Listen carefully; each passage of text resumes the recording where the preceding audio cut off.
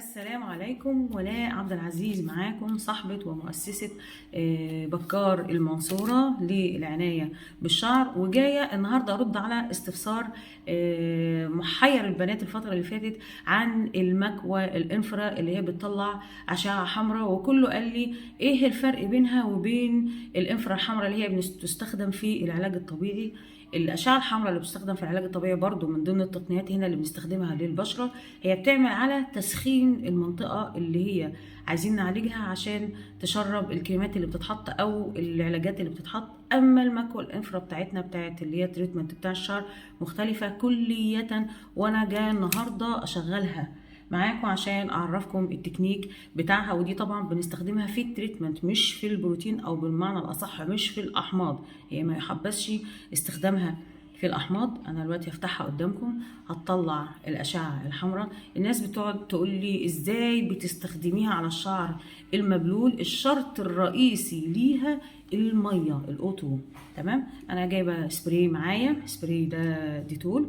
تمام، على السطح بتاعها.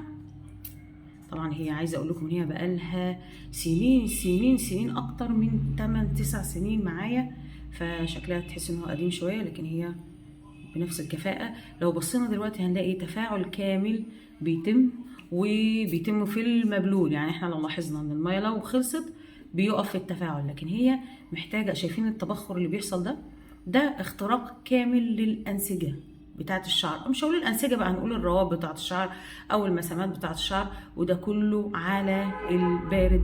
انا بس حابه اوصل انها على البارد، واختراق كامل لاي تريتمنت انا بحطه. فطبعا مش هنقول اختراق مثلا بقى 50 و60، ده تقريبا فوق ال 200% لاي تريتمنت انا بستخدمه.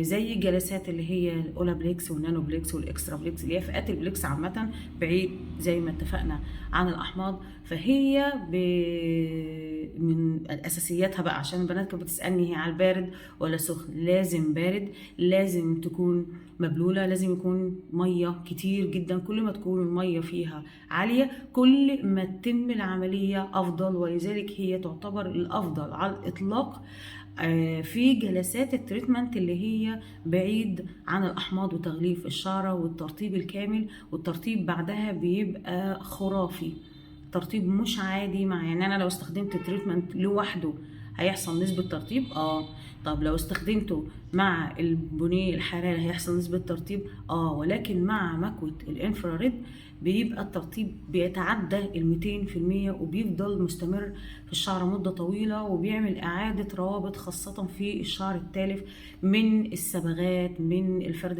المتكرر اللي هو الفرد اللي هو بالهيدروكسيد، اللي هو زي جلات وزي الفرد الثانوي والكلام ده. بيعمل إعادة قوية للروابط دي، طبعا مع التخلص من التلف باستمرار من القص وطريقة الغسيل اللي احنا متفقين عليها قبل كده. أنا بس حبيت أجاوبكم على السؤال ده وأعرفكم التقنية دي، وإنها رائعة رائعة في جلسات التريتمنت. ولو عندك أي سؤال راسليني فورا على الخاص، هكون معاكي خلال 24 ساعة.